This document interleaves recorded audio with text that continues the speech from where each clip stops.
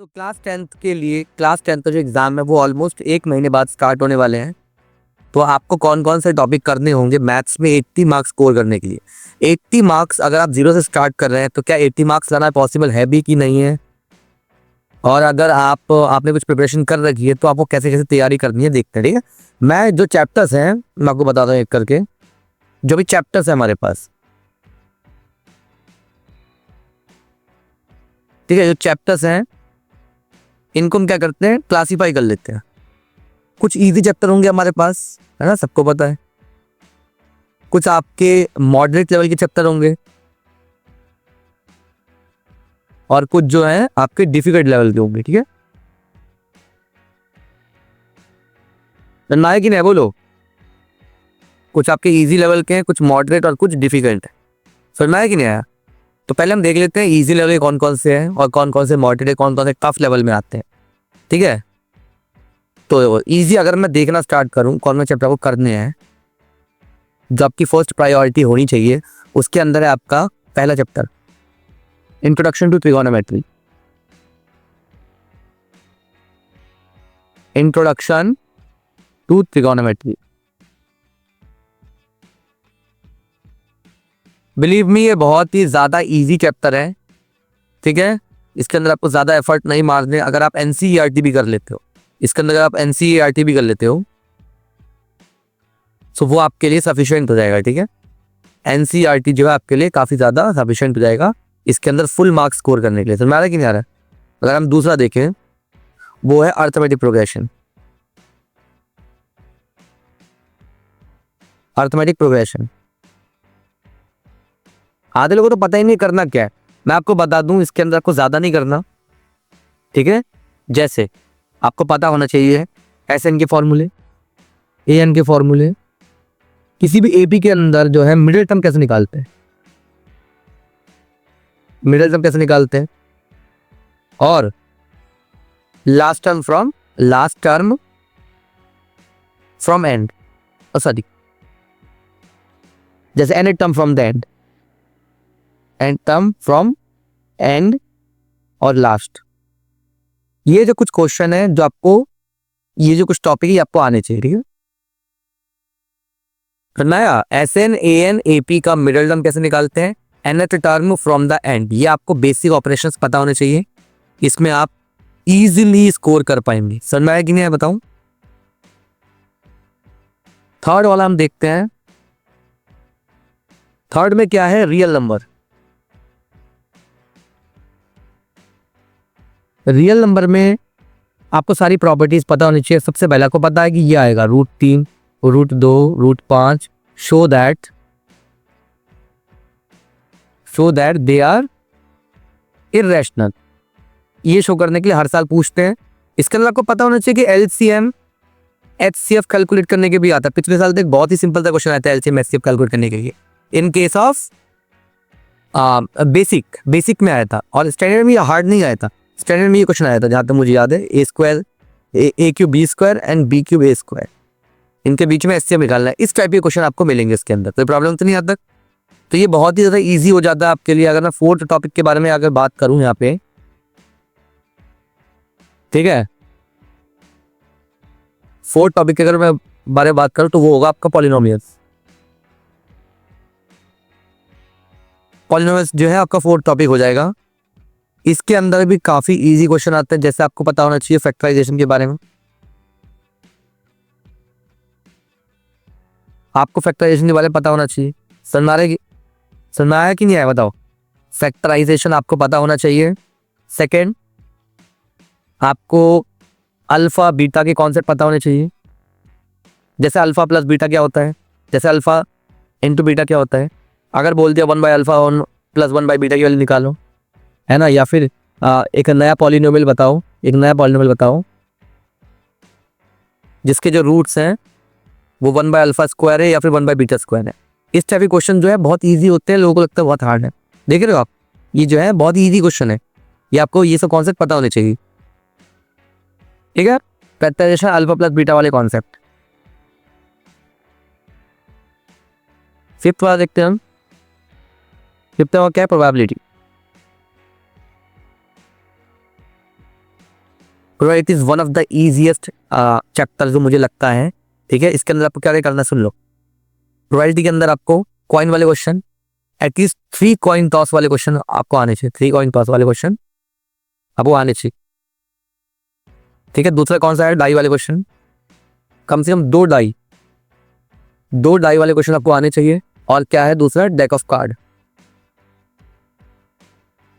Deck of card आपको पता होना चाहिए फेस कार्ड कितने हैं, फेस कार्ड कितने हैं मैं फिर बता दूं। ये सब टॉपिक आपको लिख लो जल्दी जल्दी इन टॉपिक्स को। इन टॉपिक्स को करके आप इजीली 30 से 35 मार्क्स इन्हीं टॉपिक से कर सकते हैं।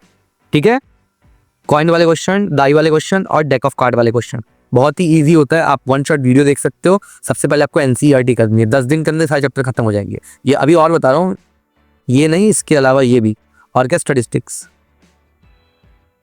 स्टैटिस्टिक्स के अंदर आपको मीन का फॉर्मूला, जो मीन के तीनों फॉर्मूले, डायरेक्ट फॉर्मूला है ना। उसके बाद आपको कौन सा है, आपको क्या था, अज्यूम मीन है ना, अज्यूम मीन मेथड और standard deviation method. Standard deviation method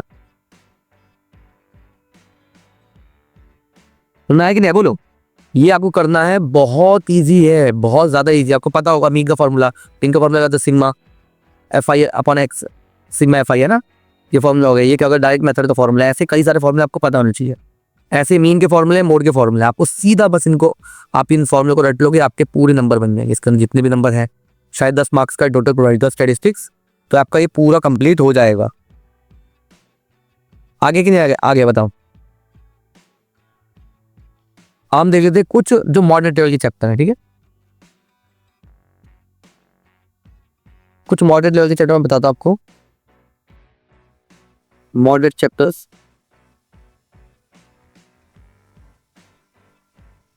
moderate level के चैप्टर में आपको बताता हूं। उसके अंदर आपको क्या है,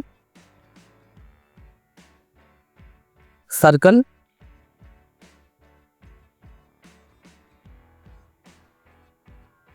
pair of linear equation, pair of linear equation, और आपका है क्वाड्रेटिक इक्वेशन। ये जो है बहुत ही ज्यादा इजी है चैप्टर। ठीक है, circle, pair of linear equation, quadratic equation, these are very very very easy chapter. But I don't know why कि लोग बच्चों से पूछने पर उनको लगता है कि ये इनके क्वेश्चन थोड़े हार्ड होते हैं। आप जिसने ढंग से पढ़ाई की होगी 5-6 महीने, तो उसको ये इजी ही लगेंगे। बट राइट नाउ मैं मान के चलता हूँ आपको ये मॉडरेट लगते हैं। तो आपको क्या करना है, एनसीईआरटी, एनसीईआरटी। ठीक है, एनसीईआरटी से आपको circle, pair of linear equation पूरा, जैसे पेयर ऑफ लीनियर इक्वेशन हो गया, तो मैं रहा इसको करना कैसे आपको पता होना चाहिए, कंसिस्टेंसी के बारे में। ठीक है, इनकंसिस्टेंसी के बारे में। ठीक है, कंसिस्टेंसी के क्या है, 2 पार्ट है। कौन कौन से, एक है आपको क्या है, इंटरसेक्टिंग लाइन, इंटरसेक्टिंग लाइन, और दूसरा कौन सा है, कोइंसिडेंट लाइन, है ना। इसका क्या होता है, यूनिक सॉल्यूशन। इसका क्या होता है आपका, infinitely many solution, infinitely many solution. अगर आप चाहते हैं आपको ये पढ़ा दूं मैं एक ही बार में पूरी कंप्लीट मैथमेटिक्स, तो कोई प्रॉब्लम नहीं है, मैं आपको पढ़ा दूंगा। ठीक है, ऐसी कोई बात नहीं, मैं करवा सकता हूँ। आप मुझे कमेंट में लिख देंगे तो मैं करवा दूंगा। ठीक है, तो ये आपके हो गए मॉडरेट लेवल के चैप्टर 3 है। ठीक है, अब उसका क्या है, अभी आप वेट करिए, मैं आपको एंड में बताऊंगा किसको कितना दिन देना है। ठीक है ना, पर मैं हर चैप्टर की बात करूँ, स्टिल ये बहुत इन चैप्टर है, लेकिन ये हार्ड लगते हैं स्टूडेंट्स को, तो मैं बता रहा हूँ आपको। एक आ गया आपका surface area and volume, surface area and volume. दूसरा आपका कौन सा है, ट्रायंगल्स। समझ आया कि नहीं आया, आपको करना इतना है। ये हार्ड में से ये जो 2 चैप्टर आपको करने हैं, आप करना कैसे कैसे बता देता हूं मैं। ठीक है, एक इफेक्टिव टाइम टेबल कैसे हो सकता है।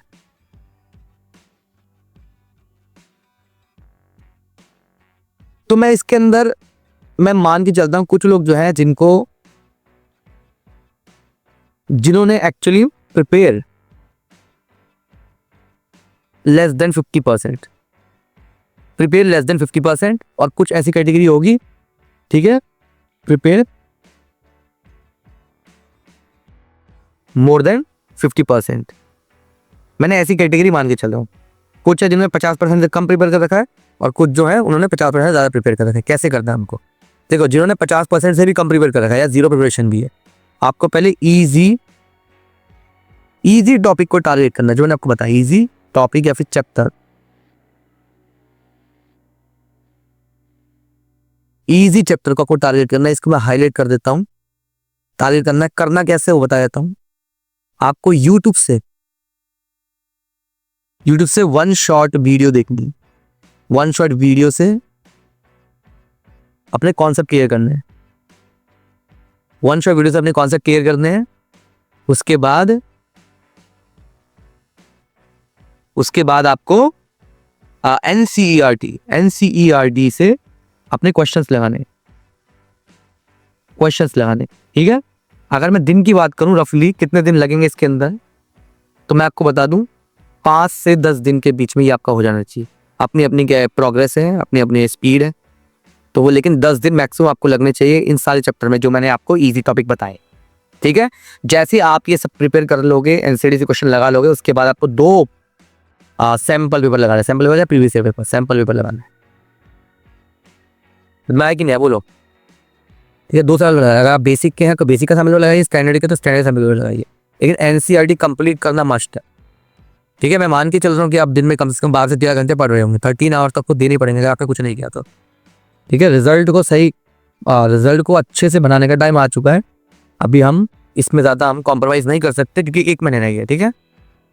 समझना है कि नहीं है बोलो। इजी टॉपिक को आपको टारगेट करना है। इसके बाद आपको मॉडरेट लेवल के जितने भी टॉपिक हैं उन सबको एक करके करना स्टार्ट करना है, ठीक है ना, कि नहीं है। वही यूट्यूब से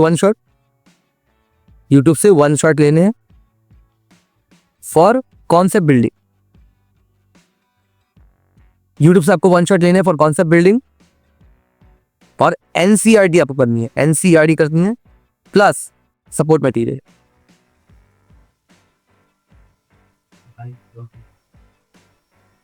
तो ना है कि नहीं बोलो। एनसीईआरटी प्लस सपोर्ट मटेरियल इतना करना है। उसके बाद आपको कम से कम 5 ईयर प्रीवियस ईयर पेपर लगाने, पीवाई के लगाने, 5 साल के पीवाई के लगाने। फिर ना है कि नहीं बताओ, ठीक है। इतना आपको करना है। आपको हार्ड सेक्शन को अभी नहीं छूना है, वो आपको प्रॉब्लम क्रिएट करेगा, ठीक है। अब हम आता है जिन्होंने इनकी प्रिपरेशन थोड़ी बहुत है, 50% से ज्यादा है, उनको कैसे करना है।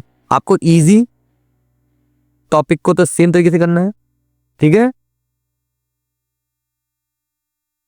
और जिनके 50% ज्यादा है विच मीन्स उन्होंने अच्छे से अपनी तैयारी ठीक ठाक तरीके से की है, तो इजी टॉपिक को तो आपको करना है बड़ी जल्दी, ठीक है। इसके लिए आपको 2 दिन लगने चाहिए, ठीक है, रिवाइज करने के लिए। आपने कर रखा है तो आपको रिवाइज करना है। तो मैं कि नहीं आ रहा, आपको रिवाइज करना है बहुत अच्छे, ठीक है। उसके बाद मॉडरेट लेवल के जो है